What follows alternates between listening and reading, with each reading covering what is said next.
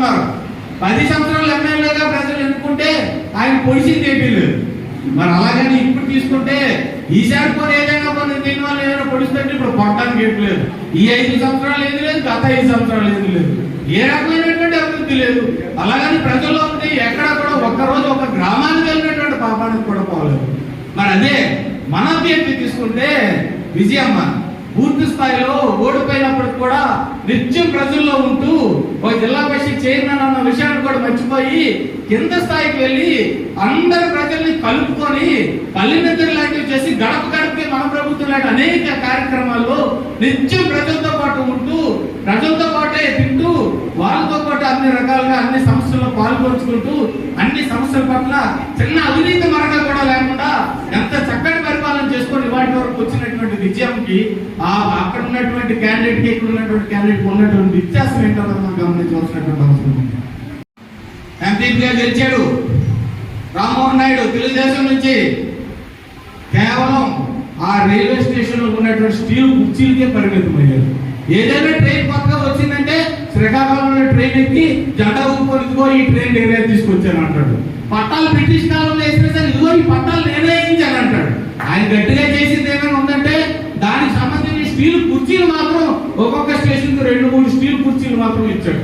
అది తప్ప ఏ రకమైనటువంటి అభివృద్ధి ఆయన గడిచినటువంటి 10 సంవత్సరాల్లో చేయలేదు, చేసే అవకాశం కూడా లేదు.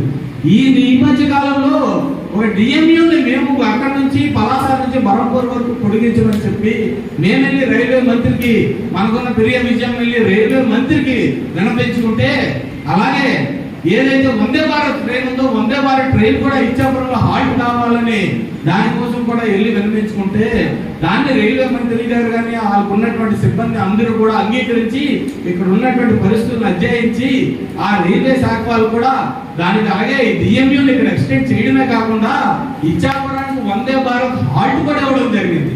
మరి ఇదే ఎంపీ రామ్మోహన్ నాయుడు ఇదే వందే భారత్ ట్రైన్ కి సంబంధించి ఆయన నోటితో ఆయనే ప్రకటించారు, మేము ట్రైన్ తీసుకొస్తున్నాం, శ్రీకాకుళం పలాస 2 దగ్గరలే హాల్ట్ ఉంటాయన్నారు. మరి శ్రీకాకుళం పలాస 2 దగ్గరలే హాల్ట్ ఉంటే ఇచ్చాపురం హాల్ట్ సంగతి మీకు తెలీదు అంటే మీరు ప్రయత్నించలేదనే కదా అర్థమని చెప్పి సందర్భంగా మరి ఇచ్చాపురం హాల్ట్ ఎక్కడి నుంచి వచ్చింది, ఎలా వచ్చింది అన్న విషయాన్ని మేము అడుగుతా ఉన్నాం. మేము చేసింది ఏంటనేది పూర్తిగా కాగితాల రూపంలో సాక్ష్యాధారాలతో సహా ఇచ్చాపురంకి ఏ ట్రైన్ ఎంత హాల్ట్ తీసుకొని వచ్చామంటే సాక్ష్యాధారాలతో సహా మేము చూపెట్టాం. మరి మీరేం చేశారు? రైల్వే శాఖ ఇచ్చినటువంటి ట్రైన్లన్నీ మీరు ఇచ్చినట్టు చెప్పుకున్నారు, రైల్వే శాఖ ఇచ్చినటువంటి నిధులన్నీ మీరు ఇచ్చినట్టే చెప్పుకున్నారు. అంతే తప్ప ఈ గడిచినటువంటి 10 సంవత్సరాల్లో మీరు చేసినటువంటి అభివృద్ధి శూన్యం అని చెప్పి సందర్భంగా మేము ఆలోచిస్తున్నాం. ఖచ్చితంగా ఇవాళ ఇంత పెద్ద ఎత్తున గడిచినటువంటి 5 సంవత్సరాల్లో 2600 కోట్ల రూపాయలు ఇంత పెద్ద ఎత్తున అభివృద్ధి చేసి చూపెట్టే తెలుగుదేశంలో ఉన్నటువంటి చంద్రబాబు నాయుడికి అలాగే మనకున్నటువంటి జగన్మోహన్ రెడ్డి గారికి వీళ్ళిద్దరి మధ్యన మనం వ్యత్యాసం గమనిస్తే తెలుగుదేశం ప్రభుత్వంలో చంద్రబాబు నాయుడు గారు ఒక్క రోజు కూడా ఏ రకమైనటువంటి హామీలు నెరవేర్చుకోవడమే కాకుండా పూర్తి స్థాయిలో మహిళలను అందరినీ కూడా దిగజార్చి ఎక్కడ ఒక్కరు కూడా మహిళలు గౌరవం అన్నది లేకుండా అన్ని రకాలుగా మహిళలను కూడా ఇబ్బంది పెడుతూ అణగారిన వర్గాలను పూర్తిగా వదిలేసి అన్ని రకాలుగా పూర్తి స్థాయిలో వాళ్ళని తొక్కు పెట్టి ఇవాళ ఒక నిన్న కాక మొన్న ప్రకటించినటువంటి పలాసాకు సంబంధించిన గౌతు కుటుంబం సుమారు 70 సంవత్సరాలు పాలించినటువంటి కుటుంబాన్ని ఒక ఆడపిల్లకి టికెట్ ఇవ్వడానికి కూడా ముప్పు తిప్పలు పెట్టి 3 చెరువులు నీళ్లు తాగించి ఆఖరికి ఇవాళ వాళ్ళకి ఏడిపించి టికెట్ ఇచ్చేటువంటి పరిస్థితి అంత దుస్థితి మనం చూసాం. అదే మన ప్రభుత్వం, మన నాయకుడు, మన జగన్మోహన్ రెడ్డి, మన పార్టీ నాయకుడు మహిళా సాధికారతను పెంపొందిస్తారన్నటువంటి ఇచ్చినటువంటి మాట ప్రకారం రాష్ట్ర వ్యాప్తంగా అత్యధిక శాతం మహిళలకు సీట్లు కేటాయిస్తానని ఇచ్చినటువంటి మాట ప్రకారం మొదటి లిస్టులోనే ఇచ్చాపురం నియోజకవర్గం నేను మహిళలకి ప్రకటిస్తున్నానని ఇచ్చినటువంటి మాట నిలబెట్టుకొని అదే ప్రకటించడమే కాకుండా మన ఎస్సీ, మన బీసీ, మన మైనారిటీ అనేటువంటి నినాదంతో అట్టడుగున్నటువంటి బడుగు బలహీన వర్గాలను ఆదుకునేటువంటి ప్రయత్నంలో ఆ నియోజకవర్గం చేస్తున్నటువంటి పరిపాలన అయితేనేమి, టికెట్లు కేటాయించినటువంటి పరిస్థితులు ఏ రకంగా చేశారనేదినేమి, అందరినీ ఐక్యంగా ఏ రకంగా ముందుకు తీసుకొని వెళ్ళి గెలుపు దిశగా ఏ రకంగా మనం చేస్తున్నటువంటి ప్రయత్నం అయితేనేమి, ఇవన్నీ చూస్తే ఎక్కడ కూడా తెలుగుదేశం పార్టీ కానీ వైఎస్ఆర్ పార్టీ కానీ ఈ మధ్యలో ఉన్నటువంటి తేడా గమనిస్తే ఏ రకంగా తీసుకున్నా వైఎస్ఆర్ కాంగ్రెస్ పార్టీకి, జగన్మోహన్ రెడ్డికి, కనీసం ఆయన కాలు ఓటు కూడా తెలుగుదేశం పార్టీలో ఉన్నటువంటి చంద్రబాబు నాయుడు సరిపోడని చెప్పి ఈ సందర్భంగా మేము మాత్రం కూడా సాధన చేస్తున్నాం. వాలంటీర్లు జిహాదీలుగా, టెర్రరిస్టులుగా, స్లేబర్ సెల్లుగా అనేక రకాలైనటువంటి ఆరోపణలతో వాళ్ళు కించపరుస్తూ వాళ్ళ ఆత్మస్థైర్యాన్ని పూర్తి స్థాయిలో తొక్కుదామని చెప్పి చేస్తున్నటువంటి ప్రయత్నం ఉంది.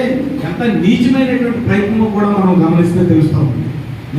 వాలంటీర్ వ్యవస్థ అన్నది ఇవాళ నిజంగా అట్టడుగున్నటువంటి బడుగు బలహీన వర్గాలకు ₹1 లంచం తీసుకోకుండా 5 సంవత్సరాలు వాళ్ళకు వచ్చినటువంటి గౌరవవేతనం 5,000 రూపాయలతో నిత్యం రాత్రపగలు ప్రజలతో పాటు ఉంటూ వాళ్ళకు ఉన్నటువంటి 50 గడపల్లో వాళ్ళు ఇచ్చినటువంటి సేవలు, 5 సంవత్సరాలు ప్రజలకు వాళ్ళు ఇచ్చినటువంటి సేవల్ని ప్రజలే పూర్తి స్థాయిలో దాన్ని ముందు చూపెట్టి అందరూ కూడా దాన్ని యాక్సెప్ట్ చేసి వాళ్ళు ముందుకు తీసుకెళ్తుంటే, మరో పక్క దాన్ని చూసి ఓర్వలేక తెలుగుదేశం పార్టీ వారి వాళ్ళు చేస్తున్నటువంటి మాటలు, వాళ్ళు ఆడుతున్నటువంటి మాటలు, చేస్తున్నటువంటి పనులు, వాలంటీర్ వ్యవస్థని చాలా దారుణంగా గతంలోని వాళ్ళు ఉమెన్ ట్రాఫికింగ్ చేస్తున్నారని, మరి ఇప్పుడేమో వాళ్ళు స్లీపర్ సెల్ కింద యాక్ట్ చేస్తున్నారని, మరో పక్క టెర్రరిస్టుల కింద వాళ్ళు ఉన్నారని, జిహాదీలు వాళ్ళని చెప్పి ఆఖరి పాకిస్తాన్ టెర్రరిస్టులతో మనం పోల్చేటువంటి దారుణమైన దుస్థితికి తెలుగుదేశం పార్టీ వారు దిగజారంటే అక్కడే వాళ్ళు ఓటమి ఎక్కడ ఉందన్న విషయాన్ని వాళ్ళు అంగీకరిస్తున్న విషయం కూడా మనకి చాలా క్లారిటీగా కనబడుతుందని మనందరం కూడా గమనించాలి.